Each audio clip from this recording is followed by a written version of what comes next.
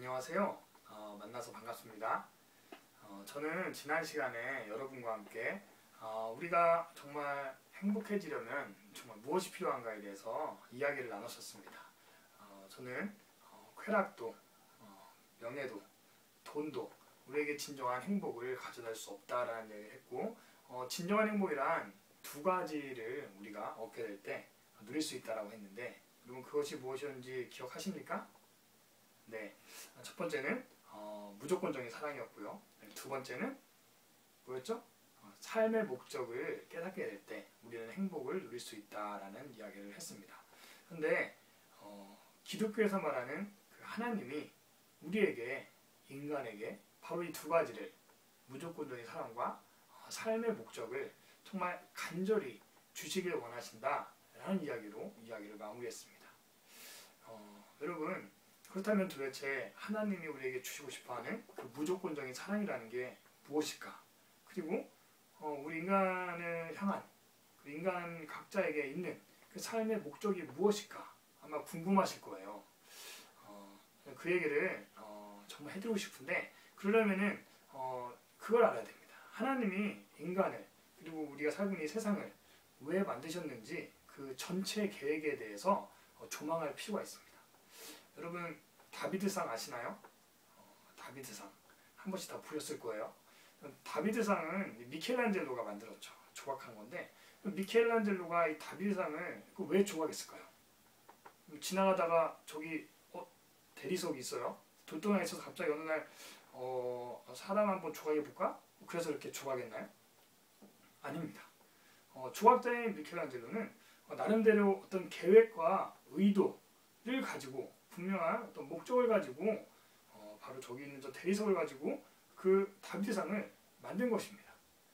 왜 만들었냐면은 이제 당시에 그 1500년경인데 이탈리아의 피렌체라는 도시에 살고 있었는데, 그 당시에 정세가 매우 불안정했습니다.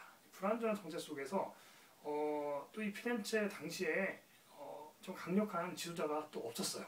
그런 상황 속에서 주변으로부터 침략의 위험에 노출되어 있었습니다. 특히 밀라노로부터 침략할 가능성이 있다, 이런 제보들도 많이 있었어요.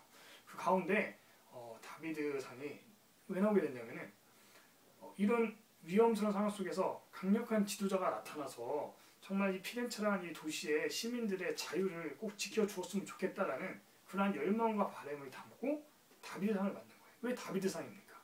여러분, 거인 골리앗을 무찌른 다윗 이야기, 여러분 기독교인들은 다 아는데, 여러분 중에도 혹시 들어본 적이 있을 수 있을 것 같아요. 거인 골리앗을 이긴 다윗. 이 다윗이 다비드입니다. 데이빗. 이런 거죠. 정말 이 거인과 같은 세력을 무찌를 수 있는 그러한 강력한 어떤 지도자가 나와서 우리의 자유를 지켜달라. 다비드상은 자유의 상징이며 자유의 상징으로 시민들에게 용기를 북돋아주고 불러일으켜주고자 만든 그러한 상입니다. 그렇게 해서 만들어진 게 다비드상이에요. 돌덩이 하나도 미켈란젤로가 목적과 이유를 가지고 만들었는데, 하나님께서 이 우주와 이 인간을 만들었을 때 아무런 계획 없이 그냥 만들었다는 것은 말이 안 되는 거죠. 분명한 계획과 의도를 가지고 인간을 만드셨습니다. 사람을 만드셨습니다. 여러분 그 계획이 무엇인지 여러분 궁금하시죠?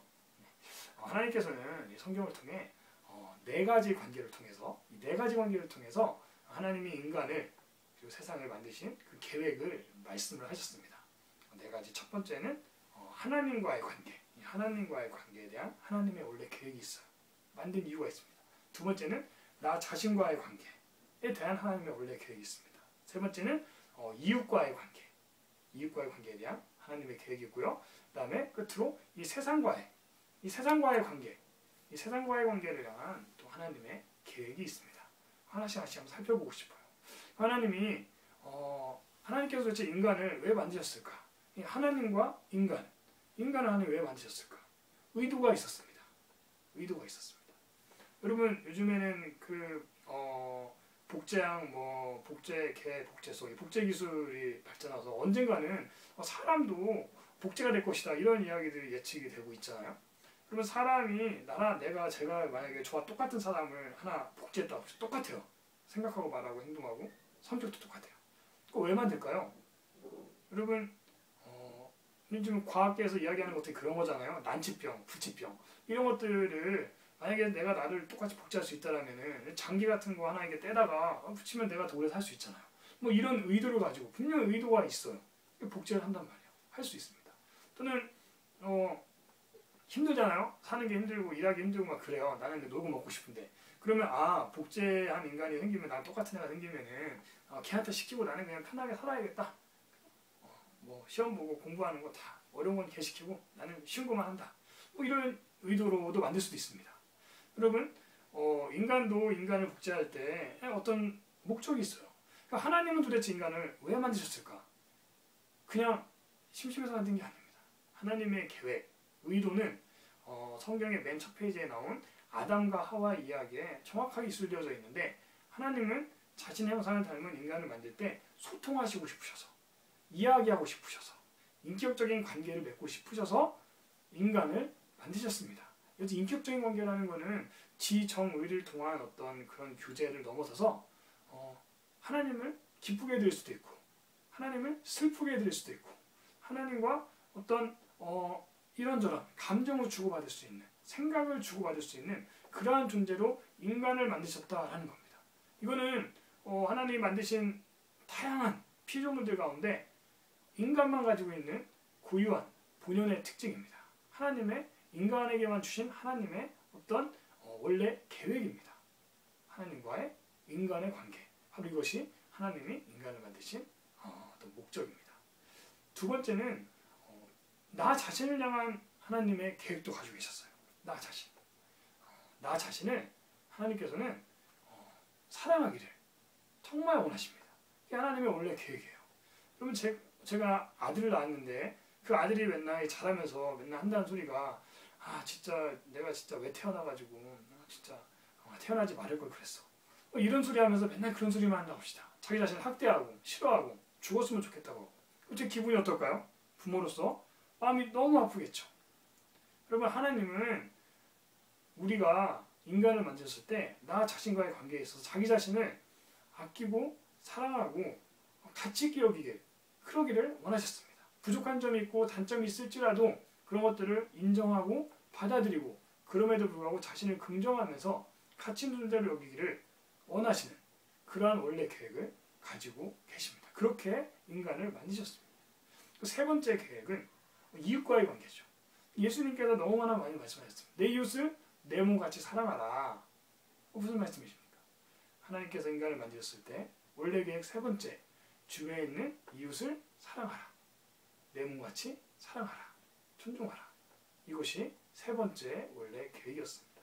마지막은 하나님이 인간만 만드셨을 뿐만 아니라 인간이 살 수 있는 이 세상을 역시 창조하셨는데 이 세상을 잘 경영하고 다스려라. 잘 관리해라.